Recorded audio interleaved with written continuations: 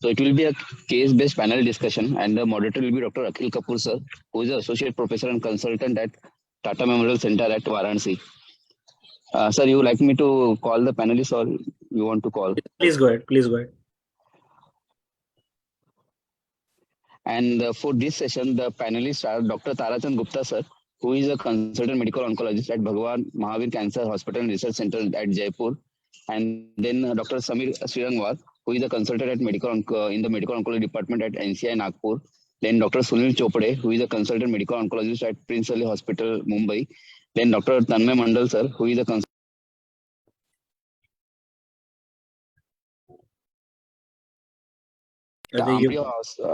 Yes, sorry, sir. Dr. Tanmay Mandal, sir, who is a consultant medical oncologist at Amri Hospital in Kolkata. Then we have Dr. Rajiv Kaushal, sir, who is a professor in Department of Pathology at Tata Memorial Hospital, and Dr. Trupti Pai, ma'am, who is an associate professor and consultant at TMH in the Pathology Department, and Dr. Indraja Dev, ma'am, who is a consultant in the Nuclear Medicine Department, Tata Memorial Hospital. Okay. And thank you, Ajay, for introducing to all the panelists. So we have a very good elite panel comprising of nuclear medicine, our pathology team, and the medical oncologists. So let's go ahead. So, since we have very limited time, 20 minutes left. So we'll start. So a 36-year gentleman with no addictions or comorbidities, PS1, weight loss in last 1.5 months. Patient was evaluated outside, was found to have multiple liver and splenic lesions. CT thorax showed a left hilar mass with partial obliteration of left main bronchus, and UGI showed enteral gastritis. So let's take some comments based on this picture. There is a hilar mass. There are so many metastases, and the patient is a young 36-year gentleman. Dr. Tanmay, are you there? I would like. Yes, I am there. Yes.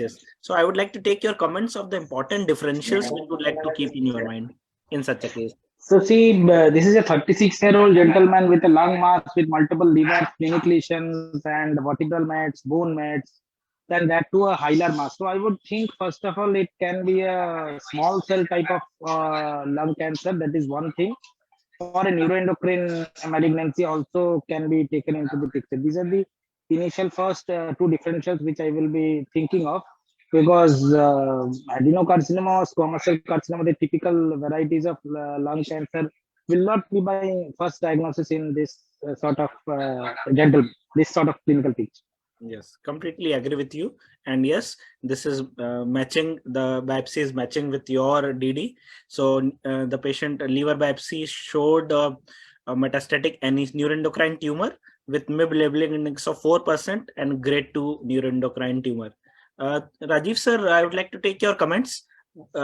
Your message to the clinicians, what is very important to see for the clinicians in this report, and how to interpret these reports, and what are the points which a clinician should keep in mind while interpreting this report?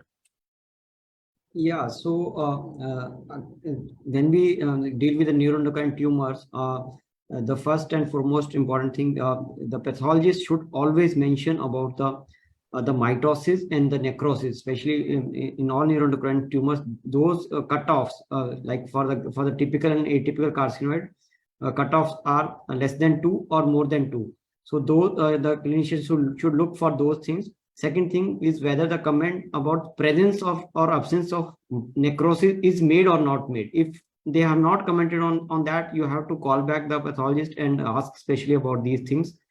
And then we have to, as you can see in this report, MIB was done, and which is 4% and not very high. I can't see what was the mitosis and the necrosis. So presuming that this is a typical carcinoid, they should be less than 2 and necrosis should be absent. But we have to keep in mind neuroendocrine tumors are the heterogeneous tumors, and on biopsy you can miss any high-grade tumor component. So high-grade component can be there. So we have to correlate with the PET or the nuclear PET scan or DOTA PET findings. If there are atypical findings, then we have to take the low-grade component with a pinch of salt. Okay, so Dr. Tarachan boss, are you there? Yes, Akhil. Yes. So, boss, here now we have this biopsy in our hand. The patient had baseline CT scan. So, what scans you would like to do in your patients, considering no cost constraints? Yeah, paper is out. Akhil, there is gallium dotatok is showing you are already, you are leaking the paper, you know. Anything apart from Dotanok? No, at present, no. I will do the gallium dotatok to see the SSTR expression. If it is positive, then it will guide our the decision regarding the PRRT especially. Okay. Dr. Sunil, would you like to do FDG PET as well in this patient? So for this patient, I think DOTA scan should be fine. Looking at the MIB index, it is approximately 4%. I think DOTA scan should be fine. Dotanok should be fine. Okay. So let's take comment from our nuclear medicine team, Dr. Indraja. Indraja, ma'am. Yeah, hi. Yes, definitely the Dotanok PET-CT will help in staging the disease and assessing the disease burden. But specifically, if you ask me about FDG, I would not recommend doing a FDG PET in this case because the MIB index is 4%, which we can say that it is early grade 1 or a well-differentiated tumor. So there is no need of FDG PET-CT as of now. Okay. And your advice to the clinicians, when clinicians should always do both DOTA and FDG in which tumors? Right now, in lung carcinoids, we don't have any specific guidelines that which scan to be done. Definitely, there is a role of Dotanok PET-CT, but regarding the FDG, we are extrapolating the JEPNET data. So I would recommend that if you are planning a PRRT, then you can give 2 cycles of PRRT and then reassess, because after 2 cycles, you will do a Dotanok. If the patient is showing response, then there is no need of doing FDG PET in grade 1, like typical carcinoids. But if the pathology is atypical carcinoid and the patient is not responding to PRRT, then you can add doing a FDG. So you can spare FDG, like you can keep it aside. Whenever it is needed, then only you can do the FDG. When you are thinking that the tumor is dedifferentiating or it is a higher grade, then only you can do a FDG. Okay. Thank you, ma'am. So these are some very important comments and information for the clinicians. So let's going further ahead. Dr. Tanmay, here the patient was planned for starting of sandostatin. So do you use sandostatin in such scenario, or you use PRRT upfront in such patients? What do you suggest? See, if the patient is symptomatic, even with a Ki67 of 4%, that is with a MIB of 4%, although with a MIB of 4%, I would prefer using a sandostatin, that is right. But this patient has a hilar mass, which is more commonly to cause hilar obstruction and may lead to breathlessness, or it may lead to symptomatic disease. So in this patient, I think I would go ahead with a PRRT upfront rather than going ahead with a sandostatin, because although the disease biology looks like a slow growing one, but as it's obstructing the major part or major part of the body or major organ, might lead to organ failure. So for this patient, I would prefer to use a PRRT upfront. Although this patient was actually started on sandostatin, that is as per this history. I would prefer to go ahead with the PRRT with temozolomide or anything like that upfront. Okay. So let's take comment from Dr. Samir. Dr. Samir, was your comments, and then we'll take comments from Dr. Indraja ma'am again. Dr. Samir, are you there? If not, again, back to Dr. Sunil, your comments. For this patient, I would choose sandostatin as a first line, as well in combination with maybe plus everolimus. PRRT I would not use upfront. Okay. Let's go to Indraja ma'am, back to Indraja ma'am for her comments on selecting the patients for PRRT upfront. Is there any subset where we like to know from her? Yeah, the thing is I would like to first see whether the patient is symptomatic with the breathlessness, or if we can do a resection for the lobotomy. How is the operability for the primary? Because breathlessness is the first symptom with which the patient has presented. If we can palliate, like there is a definitive role of doing surgery in JEPNET, like you remove the primary and then we can take care of the metastatic disease. But here, if I could see the images, like what is the lung primary, and I would like to take opinion from the surgical oncology side that whether they can operate the primary, then we can surely do a PRRT in this case. Because as Dr. Amay has told that in Indian scenarios, the sandostatin is really costly. So it would be better giving a PRRT as an option instead of sandostatin or LER. So I would like to give a PRRT in this case. Okay. So as Dr. Tanmay beautifully highlighted, we need to take care of the symptoms first. PRRT also takes time. So as Indraja ma'am suggested, we can consider PRRT, but after taking care of the symptomatic part, that is by either doing a surgery or taking care by doing a stenting, whatever is feasible. So we'll involve our pulmonary team as well. So our pulmonary medicine team is very strong, and they are very good at doing interventional procedures. That is why we try to involve them. And if any stent or something like that is feasible, by which we can take care of the symptoms, then we are free to do, because both treatment, either using sandostatin or utilizing PRRT, they take time for action. So that is what we need to keep in mind. That is why actually in this patient's need of rapid response was there, but stenting or surgery was not feasible, and patient was actually started on sandostatin plus everolimus. Though I will not say that this is based on any hardcore data, but yes, we need to do treatments on these rare tumors based on the clinical scenario and information available. So this patient, Akhil, one more thing. If the patient is like in visceral crisis, this patient, we are thinking that the patient is having a high symptom burden. No? So yes, do you think that sandostatin or any LAR octreotide is good enough to work rapidly? as resolve, or why we are sticking to the only MIV 4% when the patient is presenting like a grade 3? So here, as you see, this is not only sandostatin. This patient was started on sandostatin plus everolimus. So that is why, based on the disease burden was very high in this patient, and the patient was not feasible for symptomatic relief by a surgical procedure or a stent procedure. That is why that is what I'm suggesting, that you need to innovate in rare tumors based on your experience and availability of the treatments. Sometimes interventional procedures are not available, and you need to try. So other option is utilizing K plus temozolomide. Any takers for that? Dr. Sunil, would you like to take K temozolomide based on high symptom burden? So for this patient, Dr. Samir have also joined. Okay. For this particular patient, I think I will not use Cape temozolomide because of the very low Ki67 or mitotic count, and we try to use chemotherapy when there is a uptake on FDG scan or there is a activity. So I think I will not use Cape tem for this patient. Okay. Dr. Tarachand boss, your comments? Yeah, that's why I was waiting. Just I am telling you that I have experience of 2-3 patients in last 1 year, and for those patients, one of them just is now on the currently treatment also.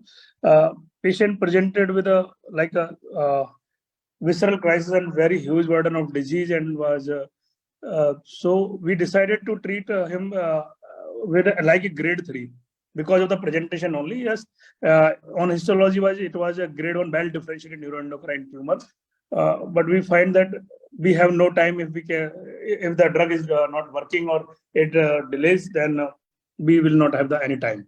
So we started on a etoposide carboplatin in that cases when the disease burden is very high. So patient responded very beautifully, and patient was able to walk even the day 4 of the etoposide carboplatin, and it was good responding.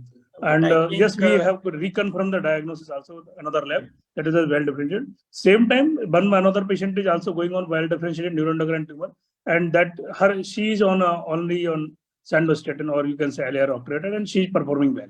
Yeah. So high disease burden usually doesn't correlate with the tumor activity. So we need to take individualized decision. Selecting the drugs is important, but whether to use chemotherapy, I don't think the high disease burden justifies the use of chemotherapy in these patients, because yes, if we see the SSTR expression is high, the patient is having a high SSTR expression, this patient is unlikely to be responsive to chemotherapy. Even in grade 3 NAT, but which is not NEC, based on the recent new classification. Trupti ma'am, I would like your help here. So requesting you to please highlight the recent changes in the classification done 3 to 4 years back. You mean 2021 classification? Yeah, Yes. ma'am. Yeah. Yeah. So as Dr. Rajiv has already highlighted, so in 2021 classification, now if there is a biopsy or if there is a metastatic site or if you have inadequate tissue, like there is a resection done, but if you have only 1 or 2 blocks, it is okay just to say that it is a carcinoid tumor NOS without the need for classifying it into typical versus atypical, and just that it is desirable to mention about the Ki-67, like what is the how much is the index of the Ki-67, and it will be per 2 millimeter square, that is 8.5 high power fields. And so that is the major change that was done, and there is no major change in the nomenclature of that it is just typical, atypical carcinoid and small cell versus large cell neuroendocrine carcinoma. Okay, ma'am. Okay, thank you, ma'am, for beautifully giving the perspectives to the clinicians. Thank you. Hello, Akhil, can I interrupt? Yeah, boss, please go ahead. Sorry. So actually, I got joined from the wrong link. That's why I got delayed. Okay.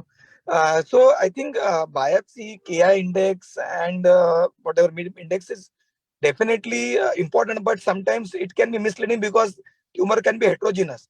So I think FDG DOTA-PET, combination of FDG DOTA-PET is very important for determining the selecting the therapy. So even if the MIB index is what we can say is low, but FDG activity is very high, and or there may be a mixed picture, in that case definitely you can consider chemotherapy.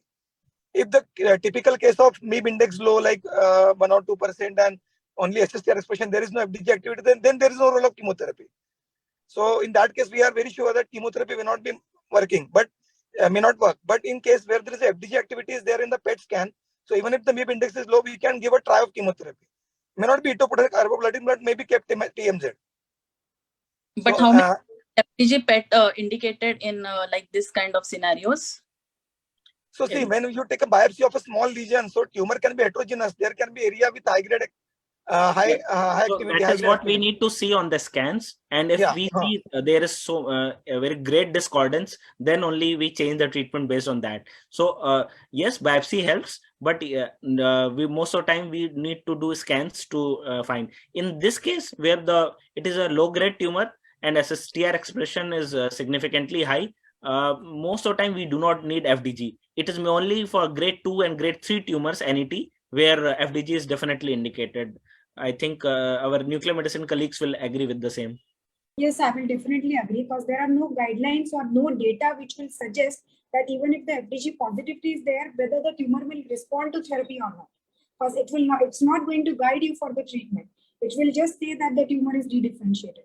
But if at present the patient is not responding to your conventional line of treatment, then you can add FDG, and then you can give it a try of second line chemotherapy or third line chemotherapy. But at the initial staging, and if the MIB index is on the lower side, I would not recommend doing FDG PET. Yeah.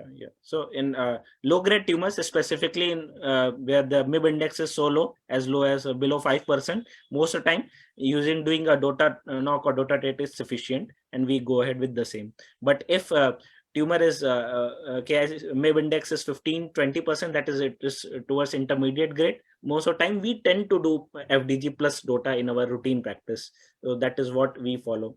But I agree, data in such rare tumors are limited, and we need to innovate as per the patient's clinical presentation and requirements. And I will like to take from the clinicians as a medical oncologist as well, the utilization of serum chromogranin levels. Do you routinely do chromogranin levels in these patients, Dr. Tanmay? No, generally I don't do, routinely we don't do chromogranin levels in these patients. Okay. So in our practice now, when it is available in-house, we tend to do it because it gives us some idea. So it's the entire picture, depending on chromogranin levels, picture of SSTR expression and the comments received from our pathologist that we decide the treatment. And most of the time, these patients tend to do well on sandostatin and respond also well. So sandostatin is a treatment which tends to keep the disease in stable disease. We do not see huge responses in these patients, but chromogranin levels will come down, SSTR expression will come down, but yes, size of the tumor will not shrink so much. Am I correct, Dr. Indraja? Yes, definitely. Yes. Yeah. So that is what we need to keep in mind. So Akhil, since time is limited, I will now switch to next case. Akhil, can I just? Yes, sir. Please go ahead.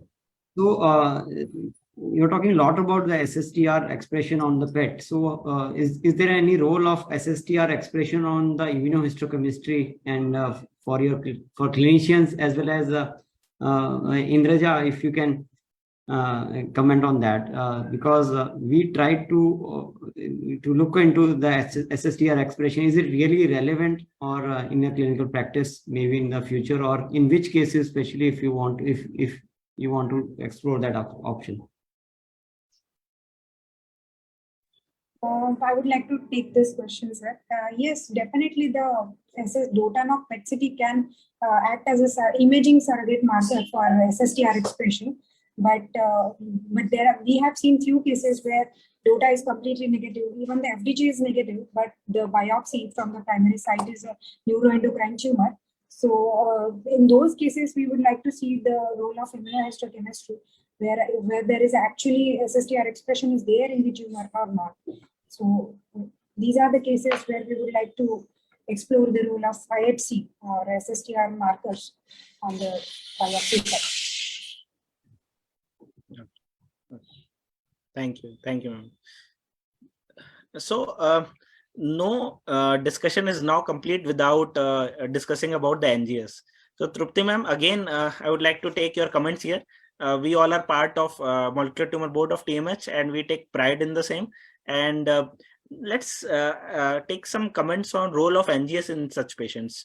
So yes, there has been some initial data coming up, and review articles are there on molecular characteristics of pulmonary carcinoids and large cell NECs and their impact in clinical management.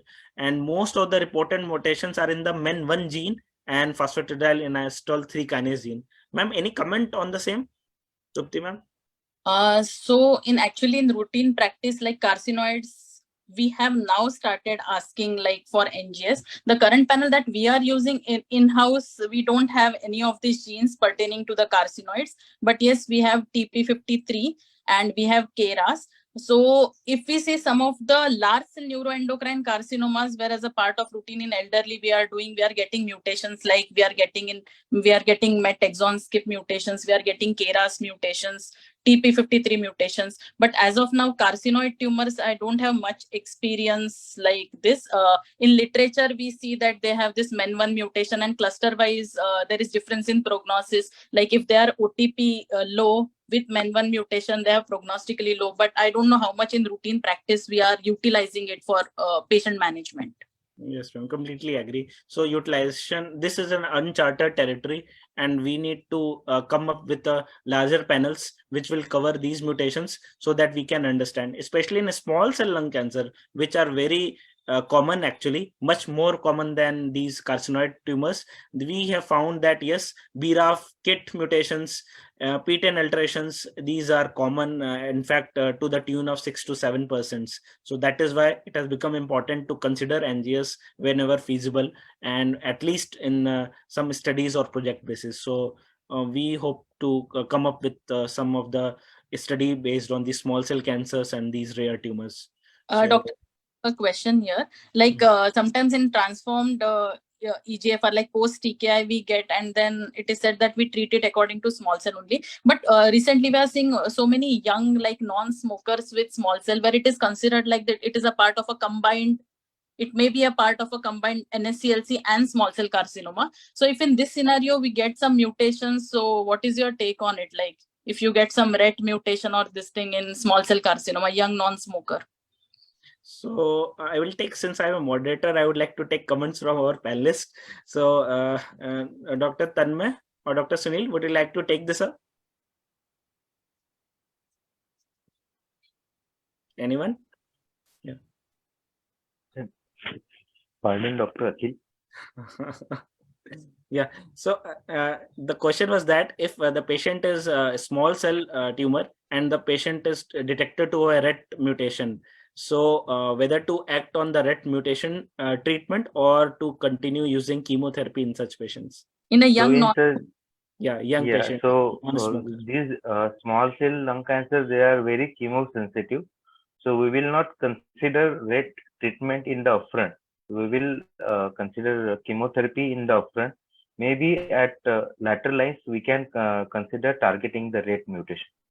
Okay, so this is a valid comment actually. So we know that these patients are usually have very chemosensitive disease, and especially if immunotherapy is feasible along with these, it is better to use chemo plus immunotherapy, especially in the situation which Trupti ma'am suggested, young non-smoker, where RET mutation might be there in a clone of the group of the patient's histology, but others might be a histology where it is not there. So yes, tumor tends to find multiple new ways to surprise us, and we continue to discover the same.